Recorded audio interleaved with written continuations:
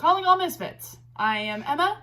And I'm Bree. And this is Buzzkilled YouTube Part 2. Part 2. And I just wanted to say this is Zuko. He just got fixed with his sister Azula. Oh my god, that was the best. I know, he just looked straight up. And he's so sad. He's sad. And his sister is like crazy trying to get the cone and off. You're an animal whisperer. Cats scare me a little bit. I'm working on it. But Michael's like, can we get a cat? And I'm like, no. Please no. But if we got a kitten, I think I'd be They're just better. so much easier to take care of. There's so much I know easier. this isn't what you came here for. This is cat talk. With Emma and Bree. No, thanks, we're gonna guys. talk about murder. Yeah, thanks guys for tuning back in though to our second episode. 2 in 2 weeks, so that's cool for y'all. I hope. Super cool. This is part 2 of Paul and the Ken and Barbie murders. Yeah, Paul Bernardo and Karla Homolka. I don't give a shit. Homolka. Her name sucks. She sucks. He sucks. That's it. And so this is part 2 of that. I don't think we have any business. Not that we are working on Merch. stickers, merch. I just bought a sweater at a thrift store the other day that And you want to get logoed, right? I want to get logoed so bad because it's so cozy and it's yellow and I love that. I love that too. We are going to, yes. And if you have, I mean, we say this every episode, it hasn't changed since. So for our 17 listeners, Hi. but also get in touch with us. If there's something that you want to see, if you want to listen to a certain case, we want to hear that. We've gotten 2 so far. And we're going to do them. Yep. One of which I will be covering next week. It's in Russia. And then I won't cover mine because mine's also in Russia. Well, whatever. But so I'll do mine in a few weeks. Yeah, and then we're going to cover one that actually did happen in the U.S. However, we are going to do that. It was recommended, and I have a ton of information on it from the source that I got. So shout out to that source. I need to ask her if I can say There's her also name. another one that we want to do that is in the United States because it's near... Very close to home. Yeah. It's close to home case, so we want to do that one. And also, there's not enough light on this one. There's so not enough light. And I've never heard an episode who about lives it. in this area, aka our 17 followers, you'll know what we're talking about. Okay. So, but one last thing. Yes, I was going to say, sorry. if there's something, no, you're good. If there's something that you want to hear about, absolutely let us know. Please email us. We'll have all our handles. Instagram message us, Facebook message us. If you have our personal phone numbers, text us. Absolutely. We want to hear, we want to know what you want to hear. With that being said, when it comes... Yeah. No, go. I was just going to say when it comes to merch, if you want to see something specific, if you want, anything, we are more than happy to take custom orders before we get the merch line out. Right. We are working on a few different designs for different merch. My brother, Jack, shout out. No, Jack, my brother, he drew him and Bree together drew our logo, but he is an incredible artist. So we're trying to get some, I am. We haven't really talked about this, but he's got different ideas for, we actually have, I sent it to you, different ideas for different merch designs, so we're going to work on those. Bree and I will be sporting them, obviously, pretty soon. But with that being said, we are working on merchandise. If you do want to see something specific, if you want to wear something specific, please let us know. We'll make it for you. We will absolutely make it happen. And with that being said, like I mentioned before, Bree is working on some sticker ordering. My brother's working on some sticker ordering. I don't care. I'm just kidding. She's like, I just wanted to get it done. I just have a lot of homework, so no. It's fine. But that is in the works. With that being said, I really want to order some custom stuff, just at least for you and I. Me too. With that being said, go rate us on iTunes and stuff because if you do, we can make more stuff for you because we will be more recommended to listeners and we can get more of a hearing and a following. And I didn't even know that was a thing because I suck. But you can rate us on all of the platforms. And I don't know if you saw this, but we do have 1 5-star rating on iTunes. I did not know that. Yeah! That's actually genuinely really cool. So thank you, love it. Or whoever. Probably your brother or my. No, I don't know who this person was. That's so exciting. But thank you. Yes, and I know that this podcast is our job, it's our work, it's what we do, and we fucking love it. But a lot of getting out there and having other people listen to us is because of you guys. If you like what you're hearing, share the fuck out of it. Yeah, thank you, please. And if you don't... And if you have, cool, thank you. If you don't like it. If you don't like it, if you don't like something of it, let us know. If you just don't like it because you don't want to hear me or Brie talk, that's fine. Don't this listen. podcast isn't for you. But you probably aren't listening. But if you do and there's something you don't like or there's whatever, just talk to us. We're so nice. We're very nice. We work with the public. Yeah, we do. So we're trained on this essentially. But yes, we have awesome things coming. We are really, Brie told me, I don't know, at least three times last week, I want to make this podcast famous. I do. And I want to quit our serving jobs and be able to focus on this. And you can have like a real job that's in your college stuff, and I can go back to college. I just don't want to serve for the rest of my life, you guys. And we don't want to work. We don't want to work. That's Point blank. That's it. No, we really, really, really, really love this podcast. I'm literally going to school to do more of this professionally. Since we started this podcast, we both really dove into our own passions on true crime and stuff like that. So with that being said, we take this extremely seriously. And if you do, we want to hear from you. Yes. So let's get into Moida. Let's do it. Part 2. All right, y'all. Welcome back to the terrible story of Karla Homolka and Paul Bernardo. If you didn't listen to part 1, go back and listen to part 1 because a lot of this won't make sense. It won't. Okay? We're going to talk in Spanish from here on out. Mi amo es Brianna. Once again, this video is on YouTube and video recorded, so if you want to go check us out on there, please go do it. Please. We're really nice. We are nice, and we're pretty. We're pretty. We try a little bit. I haven't washed my hair in a while, but my scrunchie matches the color in my shirt. I really tried, y'all. I didn't. She did. I walk in and she's got curled hair, and I'm like, do you think my hair looks okay, or should I put my beanie back on? I said it looks fine. It looks fine. Anyway. Also, my cup matches my shirt, so that's cool. Cheers to you. I didn't mean to do that, but it worked. I almost tipped it. That would have been silly. Okay. I left y'all on December 23rd of 1990 at Karla Homolka's parents' house, which Karla's parents, Dorothy and Carol, was that what you decided to call him? Carol. Well, you said Carol. I did say Carol. But you only said his name one time. Oh, Carol. Yeah, that's fine. And sister Lori are all asleep while Paul, Karla, and Tammy... Oh, no, hold on. Sorry. No. While Paul and Karla are getting the youngest sister, Tammy, drunk. And besides that, well, you would have to listen to part 1 to... Yeah. Okay, I was going to say, to recap this. No, there's... a recap. Because I almost was going to do a full recap, and I was like, it's too much. Way too much information, I feel like. And also, if you're not going to listen to part 1, why would you ever listen and honestly, this is like Karla and Paul are dating. They're engaged. That's all you need to know about them as a couple. Other than that, if you want to know like their background, that's like on part 1. Yeah, I guess is more. So listen to part 1 if you're whatever. Yeah. Okay, go ahead. So Paul and Karla are getting the youngest sister, Karla's youngest sister, Tammy, drunk on some spiked eggnog. I didn't realize she was the youngest. The baby. She's a baby. With sprinkled in some sleeping pills. So that's fun. So spiked eggnog with some sleeping pills. So everyone just thinks she's getting drunk, but she's really like getting passing drugged. Out. Yeah, drugged. Exactly. Okay.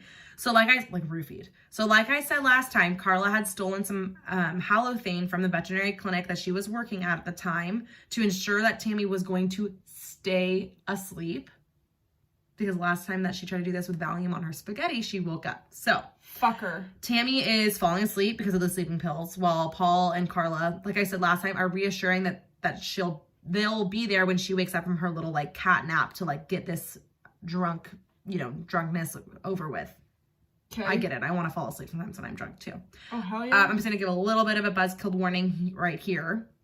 Skip ahead if you don't want to hear about rape. So, okay, skip ahead. This is when Tammy whipped out her towel soaked in halothane to keep Tammy sedated the entire time. So she had drugged her with her eggnog and also soaked the towel in halothane. Because halothane it's a sedative, but to be used correctly, it has to be inhaled. Halothane will burn your hands and any skin that it comes in contact with. That's why it was on a towel, because Karla knows that it can't be touched to her hands because she's worked with this product with animals at the veterinary clinic that she worked with. Okay, so Karla knows this, and she's still repeatedly putting this towel to her sister's mouth to keep her sedated. Like touching her mouth. Okay, Karla and Paul begin to film themselves undressing Tammy, and taking turns raping Tammy in the basement underneath Karla and Tammy's sleeping family. Okay, Tammy started to have a reaction from this mixture of drugs and alcohol and began to like vomit. Karla attempted to revive her because she was choking on her own vomit. And realizing that she wasn't succeeding was like, oh my god, what do we do? So she's vomiting and they're like, let's just get Tammy dressed and put her in the bedroom. She's aspirating her own vomit, which was drugged by her sister. Yep. And so they toss the drugs, they like, probably flush them or whatever the fuck they do, and they drag her back, like across the carpet, back to her bedroom, fully dressed, okay? And then they call the ambulance. Maybe this was just me, but I thought it was a little bit weird to find out that Paul and Karla start to vacuum the basement and start a load of laundry casually in the middle of the night after the ambulance picked up Tammy. So that's fine. He's like, yeah, dude, I got some really there's vomit on me. I really care about this shirt. Unfortunately, Tammy was pronounced dead a few hours later in St. Catherine's General Hospital. Yep, you didn't know that. She died. Oh, damn. She died. She actually never regained consciousness. Words are hard. It's fine. Also, did I mention that cloth the towel that Tammy was, burned her. Yep. Burned the fuck out of her mouth. Burned the fuck out of her cheek, like this whole part of her, like her cheek, mouth to her, temple. And I will show, I have a photo, which is pretty graphic, but. I want to see it. It's wild. Like, it's like very clearly. Anyway, still somehow the police and family believed Karla and Paul's story about Tammy's accidental death, that she just got too drunk and choked on her own vomit. That's it. Could you imagine? To be fair, I guess, in the family's defense for not wanting to blame her daughter, they all saw her getting drunk, Tammy getting drunk. Like, Lori even said, hey, stop drinking. But her poor parents. I know. Are probably like, fuck, we did this. Yeah. So I don't think that she was that drunk when her parents went to bed. And that's since my it was point. Right. So they like, They're probably like, how did this? Anyway, I'm just saying, I feel really, really, really bad for the parents because they probably blame themselves for a long time. Right. So are you ready for some more fucked up shit? Oh my god, no. Yeah, of course. That's why you're obviously. here. You know how I mentioned that Karla would dress up as Tammy sometimes, like before all of this happened? Okay. This continued. No. And she started to dress up in Tammy's old clothes. No! Like her underwear and stuff. And then the two, Paul and Karla, would record them having sex in Tammy's bedroom on her bed. She's dead. She's dead. I'm dead. And they would say things like, oh, Tammy, I love you so much. I miss you. Like things like that. Like very openly talking about her. No. Yep, no. No. Fuck you. So, okay, wait. Do you know if Paul ever called Karla Tammy? Not by accident, probably like on purpose. Like while that is having repulsive. Sex. Yeah. No, for sure that she called him. Paul for sure when they are doing these fantasies would call Karla Tammy. Is that what you mean? Or do you mean yes? Yes. 100% yes. Oh god. I can't. No, I can't. Nope. I can't. Yep. That poor Tammy. Tammy did not deserve that. Not even in this. Not even a little bit. No. She was 15. 15 years old. So Tammy was buried December 27th, just a few days before her 16th birthday, because like I said, she was born January 1st. So I read that when Karla... Yeah, I know. So when Karla and Paul went to the funeral, which was an open casket, they actually kissed Tammy on the lips. Which I thought was so bizarre. Because I was like... And apparently Karla wouldn't stop playing with Tammy's hair. I don't think that Tammy and Karla and Paul were openly kissing each other, except for that one time that Paul made out with her. But like after you kill someone, I don't think that you should, out of respect for the person that you killed, kiss them on the lips. I don't want to kiss a corpse. I don't. Yes. If it were someone I loved, a kiss on the cheek, a kiss on the forehead, a quick squeeze, fine. But anyway. So they actually place things inside the casket as well. Okay. Which that's not weird. No, I feel like that's pretty normal. They place like a necklace, a ring, and a wedding invitation. Whose wedding invitation? Their own. No! Okay, wait.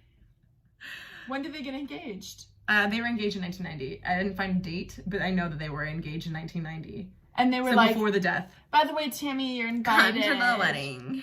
It's gonna be great. And I get that for the memory aspect of it. However, who the fuck's gonna be opening that casket? Nobody. Well, so when Tammy's body is later exhumed, and they remove these things, and her dad, so Carol, whatever, sorry, decides to tell the coroner, whoever's like the medical examiner, like the new, like to not rebury Tammy with anything that they place in the casket, which I was like, good on you. I can't wait to find out why. Mm-hmm. Okay, Karla's parents were freaking devastated from losing their daughter. I mean, who would be okay with that? Karla couldn't handle the grief from her parents. Karla? Yep. The murderer? And decided it would be best for Paul and her to move out. Like, for her to move out and, like, to live with Paul. Not in Scarborough. Like, they decided to move away. I feel like that was obvious, but whatever. Okay. They were still planning. No, not for you, for her. Yeah. So they were still planning their wedding and stuff like that. And she just didn't want to be around the sadness. Okay. According to Karla, it was a huge damper on her wedding planning.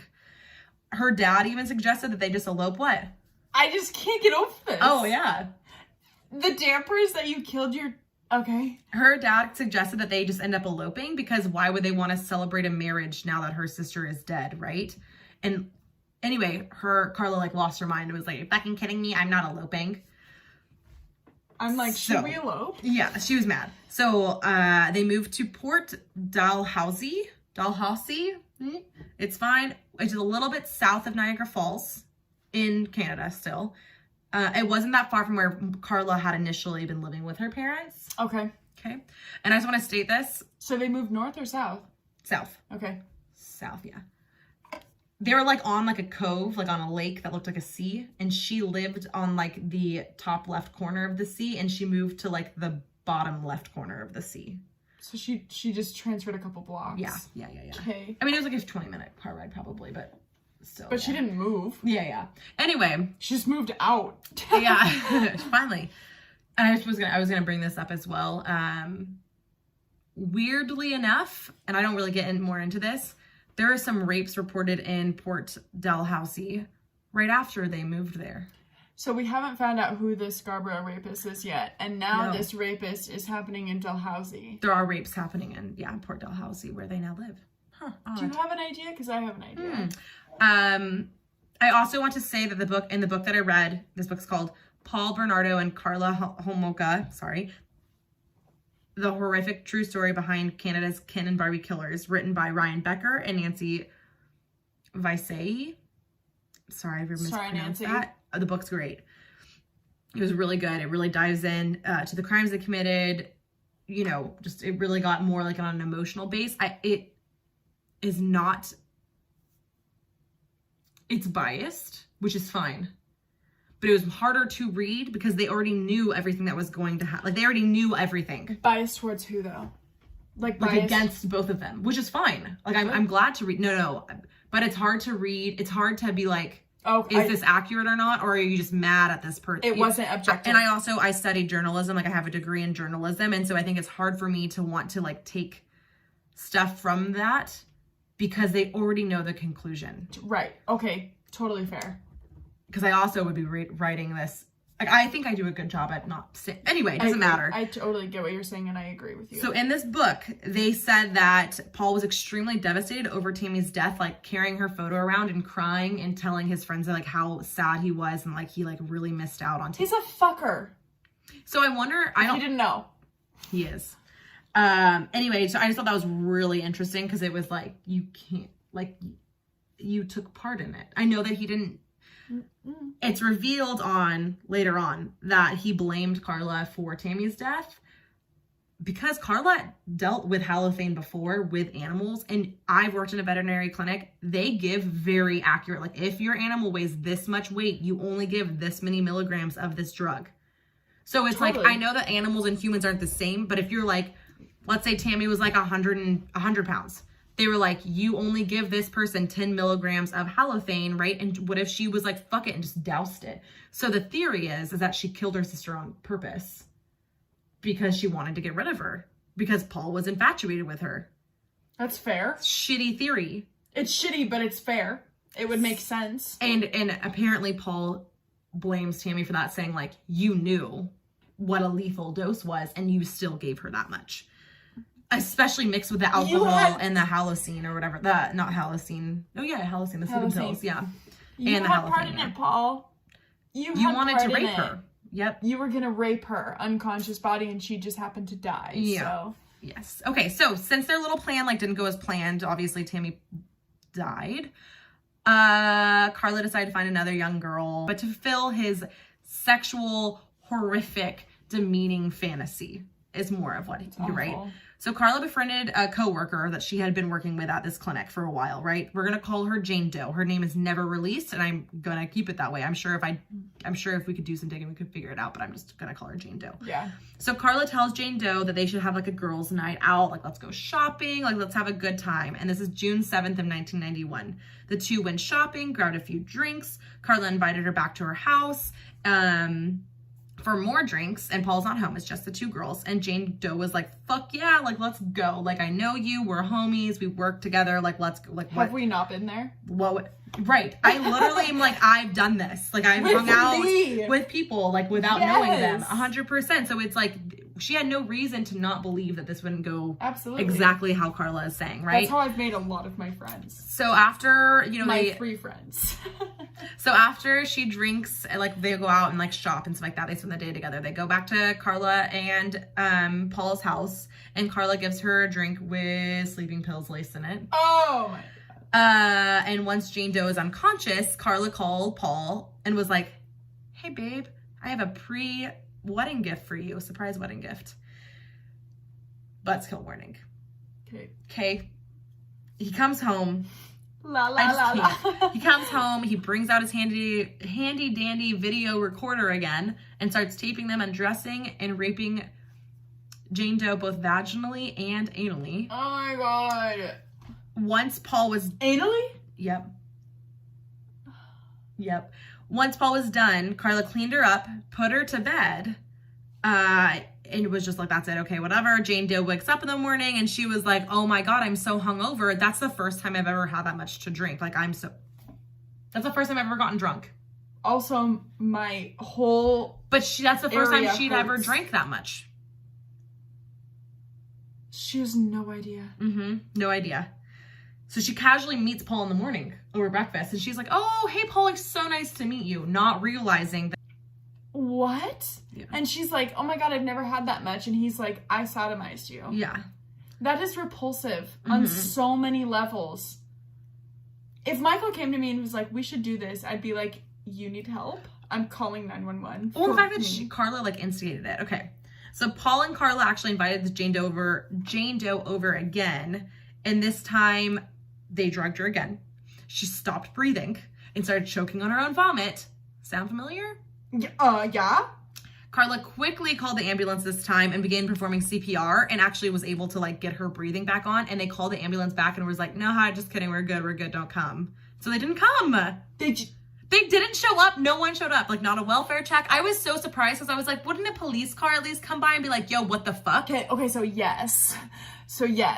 With my experience, not so much, but with my little experience, my education in law enforcement, right. If you dial 911, I do not care if it's Is there another number to call just for an ambulance, though? No. Okay. Because I'm like, I wonder if she somehow managed to not call. If there's another. I'm sure you could. Like a non-medical emergency. Oh, yes. Maybe it's how she did it. So you can call a non-emergent number, and it's different for every jurisdiction, okay, so I'm not even going to say mine because I don't want to tell you where I live. But you can call, you can call the non-emergency line if you see like a car pulled over on the side of the road that you think is sus or whatever. Sus? Oh my gosh. So, but if you call 911 and you say, I have someone who's aspirating their own vomit, and then you hang up and you call back and you say, they're just good. Kidding. I got her to breathe again. Any jurisdiction, any agency that is worth your fucking time would show up. Will come to your house. And I will say that there are so many, I will tell you the 3 jurisdictions that we live within will always show up. And any good cop is going to, at least a police officer is going to show up, if not the ambulance. Now, I was shocked. Go ahead, yeah. Fire trucks. So I have a couple friends that are firefighters, shout out, and who are firefighters who, in very different counties. They take their job very seriously. Fire trucks will show up regardless of what the emergency is. If you call and you say, hey, I have someone who's having a heart attack or a stroke or whatever the case is, fire will still show up. If you say I have a fire, obviously fire is going to show up. Call. And if nobody comes, I'm just saying, anybody who's worth their time, a law enforcement agency, any medical, whatever, will show up. That's why I was shocked. That is unforgivable. Oh, right. Thought that was weird. I'm like, listen! It's very odd. So they actually invite Jane Doe over again, a third time. But this time, they keep her sober, and Karla tries to convince her to have sex with Paul. Not a three-way? Hey, you should have sex with Paul. And Jane Doe is like, what the fuck is wrong with you? Fuck no. Gets mad and leaves. So super weird. Oh my god. Yeah. Who agrees to that? Well, she didn't. She didn't? No, she left. She was like, fuck no, absolutely not. Are you crazy? Bye. And love left. you, Jane Doe. Yes, she left. Also thinking about this, how fucking terrifying it would be to find out that all of that happened to you after all of this. No. Awful. So June 29th, 1991, the happy couple gets married. It's a huge blowout fucking wedding, okay? They get married in Niagara Falls with like 150 people. Yeah. There was a horse-drawn carriage. There was bottomless champagne. They were doing the damn thing. Like, it was a crazy expense. Like, very just... Over the top. It was over the top. Paul picked out Karla's wedding dress, which I thought was interesting, and like her hairstyle and her makeup and all of that, because he's extremely controlling. My future husband will never do that. Yeah, no. No. I would never have him pick out my wedding dress. Also, that totally takes away from the surprise factor. Exactly. He even actually added words or a phrase into her wedding vows. And it is to love and honor and obey. I'm going to throw up. I hate you. For obey? To obey. He also wouldn't let them say the groom and bride can now kiss. It was the groom can now kiss the bride? No, it was now, yeah, it wasn't that. It was like, bride and groom can now kiss or whatever. It wasn't that. It was the man and the bride. You crazy. And you crazy. I don't even know what to say. It's 2021. We're all equal. So guess who got invited to the wedding? Jane Doe. Shut your face. And she went. Jane Doe, are you high? But she didn't know. No. I would be like, I actually have everything else going on that day. So can you guess what happened on the day of their wedding? Rape? No. A body was found. Shut your face. Whose body? Of a young girl in Lake Gibson. Okay? Who's Lake Gibson? Lake Gibson? It's right near where they live, so it's that lake that they like. Oh, lake. I thought you said late. Oh, Lake Gibson. No, you're good. I was probably the body is Leslie Mahaffey. Okay. Leslie Mahaffey was born July 5th, 1976. Her father was an oceanographer. Her mother was a teacher. Leslie had a younger brother named Ryan. The family was extremely close, very loving. Great. The older Leslie got, the more independence she wanted. Okay, Leslie didn't return home after spending the weekend at a friend's wake who had died earlier in the week in a car accident, okay? So she went to the wake, and then her and her friends were like, let's go have a drink and talk about the memories of our friend together. And so she went out, did that, past her curfew. She got home, and her mom, I think, probably didn't expect her to come home because, you know, she was doing these things with all of her friends. Like I said, she was wanting more independence. Yes. So her doors were all locked.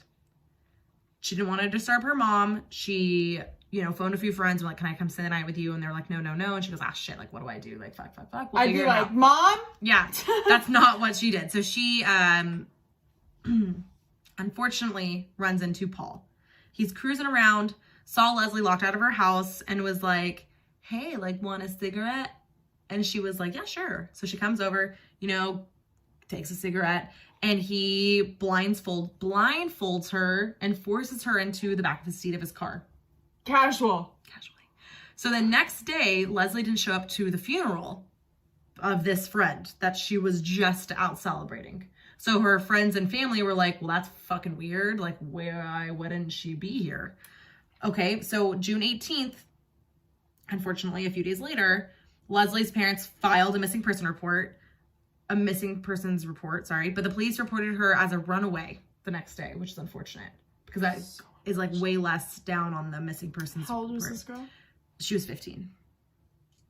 So okay, so I get the runaway part, but like not, but like the time. Yeah, so Paul drove himself in the blindfolded, terrified Leslie to Karla and his home. He wakes up Karla and was like, hey, I brought something home for us to play with. Buzzkill warning. Yep, nope. No, that's the buzzkill warning. Sorry, you should do it earlier. Buzzkill warning, okay? You're totally fine. But also, she just didn't show up. Yeah. Paul brought out his videotape again and began recording him and Karla undressing and raping Leslie. They gave Leslie alcohol and drugs. She was bound and blindfolded and put in their closet. Was she unconscious? Not for the raping part. They give them sleeping pills to make them fall asleep afterwards. After the rape? Yeah. When did they drug and give her alcohol? They give her alcohol when she gets there normally. So they're just hanging out. This is before the rape, and then they rape her, and she's blindfolded the whole time and blinded. So she knows that, yeah. She's conscious. While she's raping. They probably raped her while she was also unconscious, but they definitely rape her while she's conscious as well. Okay. In one of the tapes, Leslie says something along the lines of, oh my gosh, my blindfold is slipping down. Like pick it back up. Because at this point, she doesn't know who has kidnapped her. And I'm assuming in Leslie's mind, she's like, oh shit, if I see you, I'm going to die. Right? So she's like, hey, by the way, my blindfold's get it up, pick it up. Right? Which is terrifying. She's terrified. Because Paul was promising her to take her home because she didn't know what she looked like. So they're assuming that eventually the blindfold did slip and she did see Paul and Karla and was like able to identify them. And so the couple had to get rid of her. I'd be like, I can't see you. What? I'm blind now. How and who they killed, like how and who like directly killed her is just speculation because no one will admit to it. Pussies. But what we do know is that she was found strangled, wrapped in a blanket. Her body had been left in the basement of Paul and Karla's home because on June 16th was Father's Day. Karla and Paul hosted a family dinner for Karla's family at their house. My crooked finger tells you to fuck off.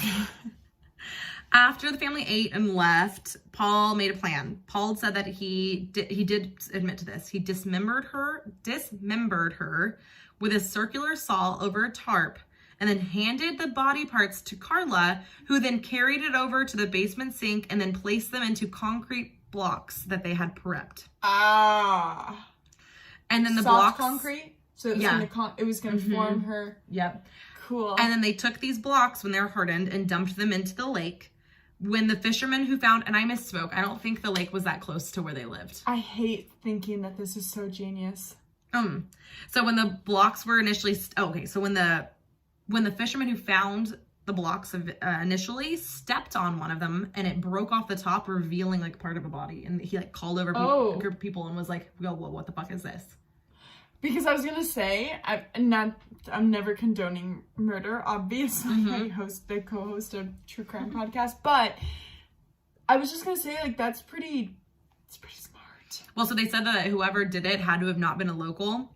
Because they were hand walked down, even though like a mile or two up, there was a whole ramp and you could have just like tossed them out the side of your car. So that means that these two people walked them down and tried to dump them into a lake, which wasn't successful. It broke apart, which is absolute an anomaly. So you're wondering how much like they dismembered her? I would love to know. Yeah, okay. I wrote no, because I'm going to tell you anyway. So... her head was removed from her torso, her arms were removed from her torso, and her hands and her feet removed from her legs and arms. Were her legs removed from her torso? Okay, so we're talking... just the torso. That's the torso. Yeah. So while exams are being performed to determine who this was, which, by the way, she was identified later on... Hold on, what did they find? Everything. They found all parts. They eventually found all the parts of her. Oh, so this one fisherman stumbled upon... They accidentally, a different fisherman accidentally caught the torso on a fishing line later on. With the broken up cement? Uh-huh. It's fine. It's fine. So later on, she was identified because she had braces. I know. So she's 15! While this was happening, like while they're performing the exams to figure out who this is, Paul and Karla are just like honeymooning in Hawaii. One weird little coincidence, or maybe not. A woman was raped near where Paul and Karla were staying for their honeymoon while they were there. It was Paul. Weird. Why do you have to rape? In Maui, too. In Maui. Or any place. So let's fast forward to April 16th, 1992, okay? Paul and Karla spotted a 15-year-old girl walking home from school.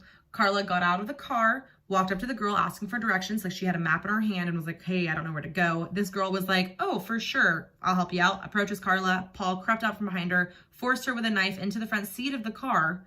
I would so be that person. I hate that I would be that person. While Karla sat behind her trying to help control her. Right, so trying to incapacitate her. This girl was Kristen French. And this is probably the most well-known person of this case, okay? Kristen Dawn French was born May 10th, 1976 in St. Catharines, Ontario, Canada. Her parents, Doug and Donna French, were close to Kristen. They had a loving home. Kristen was spunky, athletic, helpful, and trusting. Like I said, Kristen and her parents were close, and Kristen always made her whereabouts known. Like, she was very clear about what she was doing, very scheduled, very structured. When Kristen's parents arrived home and saw that the family dog, Sasha, was still in her kennel, which was very odd. Kristen always came home and let the dog out. They were like, oh shit, like, fuck, what happened? Where is she? Yeah. So they called within 24 hours. Niagara Regional Police had assembled a team to search for Kristen, which good on them. Yes. They quickly realized it was an abduction because one of her shoes was found where Paul and Karla took her, which they think that she did it on purpose to be able to identify that it was an abduction. As well, part of the map, which I'm pretty sure had Karla's fingerprints on it, was also torn off. I love that. Mm-hmm. And I hate that these are like victims or whatever, but I love that people thinking ahead. I'm going to leave my shoe and I'm going to touch the map. And I'm also like 98% positive that she left another shoe in Paul's car. She did the damn thing. So witnesses actually came forward saying that they saw the abduction, which they did. It was like right after school. Like it was in date. Yeah. They got the car wrong and they told the police to look for two males.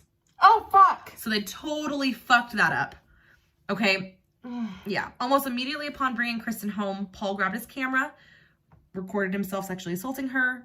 After he was done. Unconscious? No. She was completely conscious? Yes. After he was done, he gave her an alcoholic drink to help calm her down, which she actually ended up throwing up, profusely apologizing for making them clean her up. Karla cleaned her up, gave her some sleeping pills to put her to sleep, and then they put her in the closet while she slept, okay? This was a little bit different than Leslie's kidnapping because Paul seemed a little bit more infatuated with Kristen. He would have Kristen tell him on tape how handsome he was. Karla was so lucky to be married to him, that her and all of her school friends like wanted to have sex with him, like really weird shit. At 15, I was like, boys? What? Actually, at one point too, he lets her sleep in bed with him and Karla. Which is really odd. Hold on, how long was she? A weekend. So very strange. So they rape her or sexually assault her at the very bare minimum. Put her in a closet with a bunch of Valium or other sleeping pills. During the same weekend, he's like, you can come sleep in bed with... Yep. I'd hate to say it, but if I were in that situation, I would probably hurt them. Oh, I would hope that I would also hurt them. I would probably take a lamp to both their heads and then just fucking dip. Yeah. So, Paul also showed Kristen, and this is weird, some of his rap music. He was a rapper? He was a rapper. Okay. Rapper, raper. And weird. I have a link to some of his raps that I can potentially link if you guys really want. Time. Yeah, honestly, he sucks. So over this Easter weekend, while Kristen's family was searching for her, Paul and Karla were playing dress up. And like Karla would like try and dress like her because Like Paul Kristen? liked her. Yes. Just leave him. Mm-hmm. And then they would rape her. Karla even made Kristen watch the news segment of Kristen's father crying and pleading for Kristen to come home. Paul and Karla decided that it was time to take Kristen's life because there was no way they could let her go now because they knew she knew where they lived and she knew what they looked like. Yeah. Mm-hmm. They made her sit in front of the TV and watch her father plead for her to come home. Mm-hmm. So the couple recorded them raping her one more time. And this time, Kristen is not being nice, the well-mannered girl that she was like doing what they were telling her to do up until this point, because I'm assuming that she knew that she was going to die. And she was just like yelling at them, saying things to Karla, like, why the fuck would you be with someone that wants to do this? Like all of these things. And actually the tape cuts off, so you like don't really know like what else she's saying. But then she's killed, obviously. She is. Yes, investigators are assuming this is the last thing they did before they killed her, and she was found naked, discarded in a ditch less than 600 yards away from the grave of Leslie Mahaffey. Shut your face! On April 30th of 1992. Oh my God. Oh, and her long, beautiful brown hair that she had been completely shaved off her head. Shaved? Weird. Fuck you, Paul and Karla. Yep. So after a medical examiner started investigating, they uncovered multiple injuries to Kristen. Multiple fractured ribs, extensive deep tissue bruising on her head and her torso. Her head injuries were so bad that she developed subdural hematomas, so bleeding of the brain. Yeah, so that alone could have been the cause of like her death. And Paul and Karla probably didn't even realize that she already was dying while she was there. Right. Unconscious. Yeah. So did I mention that after killing Kristen, they went to Easter dinner at Karla's parents' house? Ew. What is wrong with them? They have to do it around holidays? Do you think it's on purpose, or do you think it's just like a coincidence? Because it was Father's Day. They probably both get boners from it being on holidays. Like so hidden. Fuckers.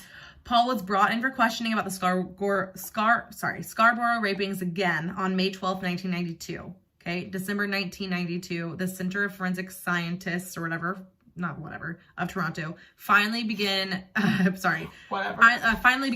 to be at the nearing end of the DNA testing, okay, of the 15,000 that they had for the Scarborough rapist.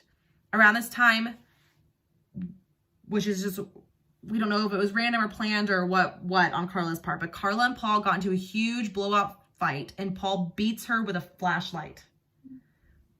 Badly. Like unfortunately, I don't feel bad. Yeah, she has these big black eyes, like very clearly not good. She said to her family and her friends that she had gone into a car accident, and her family was like, no, we don't fucking believe you. They forcibly remove her from her house with Paul, and take her to the hospital.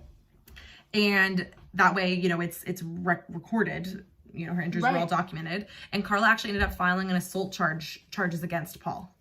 Good. And he ended up getting arrested, but he ended up being released. When Karla left the hospital, she seemed to be scared for her life and insisted that she didn't want to go back to Paul's house. Like, was like, I'm done. Like, I don't want to do this anymore. Like, I'm very scared of him. Well, you've killed 3 people. Karla eventually admitted to her mom and her family about some of the details of Tammy's death. So she ended up getting a defense lawyer because she knew the truth was about to come out. So are you guys finally ready to hear who the DNA matched for the Scarborough rapist? Paul Bernardo. Whoa! Mind-blowing. They placed him on a 24-hour surveillance. Okay. So Paul Bernardo is the Scarborough rapist. If you didn't guess. If you like look back at the timeline, he is raping people before he met Karla. He's then engaged to Karla, and then he's murdering people with Karla while he's raping other people. He has the audacity to say, bro, you're not a virgin. Bitch, you raping people. There was a side note on this part. Yes. Karla openly was like, wanted him to wear a condom because of like DNA being left. And this is why I'm not convinced that Karla didn't know that he was the rapist, but maybe he was just maybe they were just talking about the Kristen and the other victims. But Paul was so arrogant that he was like, no, it's fine. They'll never get DNA off of. Yeah. Yep. Hey, Paul Bernardo. Fuck you. Fuck you, bro. So February 9th, 1993, they interviewed Karla, and she focused primarily on how she was the victim to her husband's alleged abuse. Boo-hoo. Not about like not the raping or anything like that, not the Scarborough rapings, okay? So now Karla knows for a fact that Paul is the Scarborough rapist, right? If she didn't already know.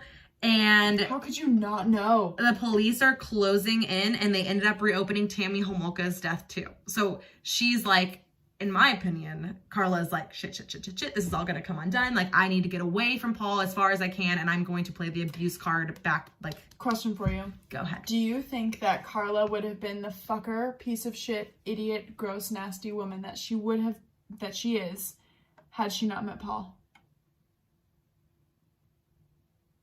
No. I don't think so either. And that's the only part of me that feels bad for her. That's the only part of me that feels bad for her. That's what I was just going to say. Yes. I don't feel bad for her at all, except for that. I think she was extremely... What? Extremely manipulated into what but she did. You can't... Anyway. But you're your own person. If Brie was like, we're going to murder someone, I'd be like, you're insane. So February 11th, 1993, Karla meets with George Walker, who is going to be her lawyer, okay? He is what? George, like the hamster. Oh, weird. I didn't... That's so funny. He was offering partial immunity if Karla cooperated and testified against Paul, okay? I'd be like, yep. Little did he know, though, how much Karla actually had to do with these murders. Right? She was a beaten wife, scared for her life, not someone who was capable of helping Paul commit these crimes. Boo fucking who. Little do we know, she's killing. She's killing. Karla told him, and this is actually widely known as the deal with the devil. Yep. Karla had a hard time with this. Karla told him that there was video recordings of Tammy, Leslie, and Kristen. Okay, so she makes it very known right away, oh my God, there's these videos, just so you know, okay? Nothing about what's on them. That I took part of them, but whatever. February 17th, 1993, police arrest Paul on numerous charges and began searching his home for these tapes, okay? After 71 days of searching, the only tape that they can find, because they can't like destroy the house. That was like a big part of it. They can't like break into walls and like do things, right? They can only do so much. The only one they found was Karla performing oral sex on Jane Doe. That's it. That's it though. The only reason I say you is, well, I guess it depends on, was she conscious during this time? So I don't know how much. I'm going to assume that she wasn't. But like, do you think the video was just, it could have just been this part, you know, like the down below part? I don't care. If you are raping. But I'm saying that they don't know that. Totally. Right. If you're orally raping someone, I don't care. I literally have if you're gay, if you're bi, if you're pans, whatever. Do your thing. But don't rape anybody. Right, yeah. Don't rape! So, May 5th, 1993, George Walker was informed the government was offering Karla a 12-year sentence plea bargain that she had only 1 week to accept it, and if she declined it, that she would be charged with 2 counts of second-degree murder. So, George accepted it for her. Yeah. He was like, yep, she'll accept that. So, May 6th, just a few days after the warrant for searching Paul's home expired, Paul got in contact with his lawyer, Ken Murray, and told him to remove and please don't watch the 6 8mm, I don't know, videotapes hidden in his house, and told him where the hiding place was. Okay, the lawyer goes and gets it. May 6th. May 14th, the plea agreement between Karla and the Crown was finalized, and Karla began talking, okay? May 17th. She's like, all right, I got more. Oh, weird. May 17th, Karla led investigators through Paul and her house. What? So they could find DNA evidence to link Paul to Leslie Mahaffey and Kristen French. Thank you. Kristen French's murder. May 18th, Paul was charged with 2 counts of kidnapping, unlawful confinement, aggravated sexual assault, and first-degree murder. Crazy. Ken Murray wound up watching the tapes that Paul said not to watch. And it was clear to the Crown that the defense was withholding evidence. Obviously! Mm-hmm. Murray wanted to use the tapes against Karla to show that she too was sexually assaulting the victims and taking part in the drugging, because he wanted to be able to not have, like when Karla was testifying, to say that it's not accurate, like to say she's lying. Because at this point, she already made the deal. So she wasn't going to be thrown in prison. He just wanted to belittle Karla's word. Like, make it, you know what I mean? Yeah. Yeah. I hate this so much. Yep. September 7th, 1994, Ken Murray withdraws from the case and was replaced by John Rosen. Why? I think it's because he was hiding the evidence and he probably was like pushed out. So he was like, I'm going to withdraw from this. Recusing. So John Rosen, September 12th of 1994, replaced him. Rosen, after 2 weeks, actually turned over the videotapes to the prosecution, that's good. So these films were not shown to the public, but the public can hear the audio. However, that is not, the jurors had to watch these tapes, okay? The assault tapes? Yep. And there's no murdering on it, but all of the rapes and all of that, yeah. Even the dressing up like Tammy is on it. They heard Paul casting himself as the king, and he would instruct his captives to smile at the camera for him as he violated them. That's nasty. Many of the jury ended up needing counseling because of the horror they saw in these films, which I just can't imagine. So everyone needs therapy, and I will advocate for that. Yeah. June 19th, Karla testifies that she was beaten into submission and that it was Paul who killed Leslie and Kristen, not her. She had no take in the killing. July 13th, okay. Rosen says that Paul and Karla committed the murders together, but Karla denies this. August 15th, Paul admits to kidnapping and raping Leslie and Kristen, but says he didn't kill them. He says that they died while he was out of the room. Insinuating that it was Karla. Face. September 1st, after 8 hours of deliberation, the jury declares Paul guilty of all 9 counts, and he is sentenced to life in prison with no parole for 25 years on the 2 murder charges, okay? Do they not have the Canada doesn't have the death penalty. They also don't believe in life imprisonment without parole ever. I'm just going to tell you right now. They should. We love living here. We love death sentences. No, we don't. There are certain cases. Except when they're owed. Mm-hmm. This is owed. Mm-hmm. So 2018, October 17th. At least life. Yeah. The parole board actually denied Paul's bid for parole. So that's good. But he's still up for parole. Like, he still gets the chance, okay? Okay, so here we go. Although the tapes would have led to the conviction of murder for Karla, they had established an agreement before and decided that the greater of 2 evils would be put behind bars. So that's the reason why which I understand. Fair. While Karla was in jail, many women threatened her and didn't believe her little story of being manipulated by Paul. I do think she was, however, not to this degree, but fine. I think, I wish that they had been able to, like, kill her still in jail, which maybe is too much. What do you mean? Like, I wish that the girls were able to actually attack her. I agree, because here's the deal. I think kill your sister. She kind of got away scot-free. You killed your sister. Like, she allowed this to happen for years. And she had to know. And she also took part in a kidnapping. She showed the red flags. Yeah. George, the hamster. Are we going to forget about that? Because so she was put into a segregated cell for her own protection. Okay, so they didn't want anyone for her getting own protection. To her. I'd stab her. That's what I'm saying. Yes, 100%. If we were in jail together, we'd be like, let's fuck this bitch up. We would go to prison simply to harm other people. So Karla actually really set her goals high about what she was going to do once she actually left prison. Okay, so she actually tried to So some of those included going to college, getting a degree in psychology or sociology, because she wanted to work with abused women, which most of the women where she was held had really rough backgrounds and were convicted murderers. So she wanted to work with people like that. Okay. As well as getting married and having babies. Again? Getting married again? She wanted to get married and have babies. They did divorce. They got divorced while this whole thing was going on. Karla, if you ever watch this, you don't deserve to have children. So, so Karla wrote a letter to a friend, and this is what part of it stated, okay? Quote. Yes, in quotes. A big fear of mine these days is the people I care the most about will have the wrong idea of me, of the things I say. I don't want you to hate me. I want you to understand me. I feel sad because I don't have the power to make you understand. I'm afraid, without answering that very important question of why, you'll find it impossible to continue our friendship. I know you're feeling all kinds of conflicting emotions. If only I could tell you my side, perhaps it will make it easier for you. You will have a much greater understanding when you hear my testimony at his trial, Paul's. I wish you could get inside my head and see and feel everything that happened, okay? A psychiatrist did try to get into her head, and they declared her a diagnostic mystery.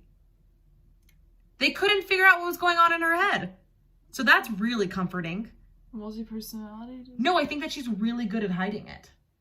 I think she's extremely manipulative. Hey, Karla. Karla? Don't come at us. We hate you. I think she's extremely manipulative. I think she knows what she did was wrong. I knew that she was going to get out of jail and wanted to make amends with people that she thought, like, that she wanted people to be there for her when she got out, because she knew that she already made this deal. So she was trying to amend those bridges before she, you know, yeah. She wanted something to come back to. Mm-hmm, and exactly. she was trying to say, hey, by the way, yep, I'm not this bad person. And it turns out you are. So, yes. She spent 12 years in prison and was released July 4th, 2005. I'm sorry, how many? 12. 12? That was her deal. Okay. Where is she? She was released in 2005. She had a few conditions upon her release, okay? Those being... How old was she when she was... when was she born? 1970. Okay, so she was 35. When she got released. 35 when she got released. And just a quick recap. She helped kill 3 people before she was 35. Yeah, so her conditions... No. 23. She killed 3 people before she was 23. Okay, so then she spent 12 years in prison, and at 35, got released. She was released. Mm-hmm. Just so you know. Mm-hmm. So those conditions upon her release were she had to tell the police her home address, work address, and with whom she lived. She was required to notify the police as soon as she moved. She also had to notify police of any change to her name, which I'll get into. If she planned to be away from her home for more than 48 hours, she had to give 72 hours notice. Good. She could not contact Paul Bernardo, the families of Leslie Mahaffey or Kristen French, or that of the woman known as Jane Doe, of any of or any violent criminals. She was forbidden to be with people under the age of 16. And she couldn't consume drugs other than any kind of prescription medicine. She was also required to continue therapy and counseling, and she was required to provide police with a DNA sample. So I think that, at least she was released with those conditions. I agree. She shouldn't have been released, but if she was released with those conditions. I don't know if those are accurate still, because I think that giving that much information away to an extent could be not beneficial to her life. I think people would go and try and hurt her. Yeah. So it's for her a double-edged sword. For us, it's good. But also, anyway. So since all of this, she's gotten married. She now goes by Leanne, which is her middle name. And her last name is Bordileus. I don't care. Don't care. We don't care. She's married with 3 children, a boy and 2 boys and a girl. Hate it. Hate it. Kids? Yes. She lives in an off-island suburb of Montreal, Canada. She isn't considered any kind of offender, like a sexual offender or anything like that. Mm-hmm. Oh my God. She actually attempted to volunteer at a children's school and was doing it successfully. And then some parents found out who she actually was and they lost their fucking shit. Rightfully so. Yeah. Also, that guy that she married had babies with, it was her lawyer's brother. No. Which is really weird. Lawyer's brother, what are you doing? Yeah. So there were just a few other things that I wanted to say about There's just a few other things I want to say about Paul's defense lawyer, because he was questioned, why would you take this case? And he has a lot to say, and I can put it on our notes. But he pretty much was just I initially said, no, I didn't want to do this case. But then he eventually agreed to it. He actually did state that he did like Paul, unfortunately. Gross. Yes. He was extremely nice to him, and he actually thanked him after he got the guilty verdict. Paul leaned over and was like, I wanted to thank you. At least I feel I got a fair trial. And for this defense lawyer, obviously, it was a great compliment because, Of course. I know that it's good for a defense lawyer to do a good job. However, it's very hard in this case. Yep. Because you know what they did was wrong. Also, April 14th, 2020, and this is what I'll leave you with. Kristen French and Leslie Mahaffey's families are pushing for access to Paul's entire file with the Parole Board of Canada because they fear that this monster will be released into the public without supervision, okay? Because he is up for parole, but he's up for parole. He can be released. However, all of these documents and stuff like that, from the hearings, have been very, in his life, all of these things have been, pretty well hidden. And so like the video file, like I think it's the film specifically is a big part of it. So these families on April 14th, 2020, like I said, they filed the federal court documents, and the documents would include transcripts, audio and video recordings of the parole hearings, and any material in the public record of Paul's trial and sentencing that we don't know. So just to make sure that he never gets released. These families are just wanting an extension to his sentencing because they aren't releasing the information. They're not releasing information that breaches the Canadian Charter of Rights and Freedoms. They're like not personal information. They just want to release all of the facts about the case. Okay. Because right now a lot of it is like pretty hidden, unfortunately. So Paul is still in jail, but he is up for parole. I don't know what his next year is, but I can look that up for you and leave it in the notes. But I just think it's awful. That Karla is out, you know, doing her thing, and apparently she wants to become a public figure, so that's a thing as well. But I didn't want to get into it. I didn't want to get into it because I don't care about her life at all. No, we don't care. We hope her kids are thriving. And I also we don't give a fuck about her. So that's the problem, is the kids now have to be the ones that are affected by this. You know? Yeah, I don't have anything else to add because you hit it right on the head. The kids are stuck dealing with their mom being this person forever. That's really unfortunate. And they're going to find out. Well, what's sad is that she's trying to play the battered woman victim role. That makes sense. I'm sorry. No. When you murder other people besides your husband who's beating you, that's not viable. And takes so much part into the kidnappings and rapes of it all. Right. And she is just, and I hate this, she was lucky, I guess, for her sake that she got that deal. But I genuinely think it was the deal with the devil. She should have been arrested for a lot longer than just 12 years. She helped kill her fucking little sister. She killed her little sister. And 2 other girls. 2, not 1. 2 more people. And potentially knew that Paul was the rapist, the Scarborough rapist, the entire time. Because, I mean, like, where were you? She was there. I hate it all. That's it. We want to hear from you. What's your advice? Opinion. Your opinion on this. We're going to post all the pictures and the things. It's going to be a pretty graphic. Oh, maybe we'll post them twice, or maybe I'll hold out. I don't know. We'll see how it goes. Maybe it'll be the same post as last week. We'll see. Anyway, y'all. Thanks for tuning in. Yes, you can hit us up on Instagram. At Instagram. Hit us up on Instagram at Buzzkilled Podcast. On Facebook. Buzzkilled Podcast. On Twitter. Buzzkilled Pod. TikTok. Buzzkilled Podcast. Hit us up on our email. buzzkilledpodcast@gmail.com. Our website. buzzkilledpodcast.com. Our YouTube, I guess. Yeah, Buzzkilled Podcast. If you're not watching already, let's go. It's been a long night for us, okay? Okay. We love you. We love you. Good night. Stay tuned. Don't kill people. Don't kill people. And don't kiss your dead sister that you killed. Don't do that. And also just be safe out there. Don't trust Creeps anybody. lurking, okay? Creeps are lurking. And if you need anybody, you need any tips, we're here for you. Bye, guys.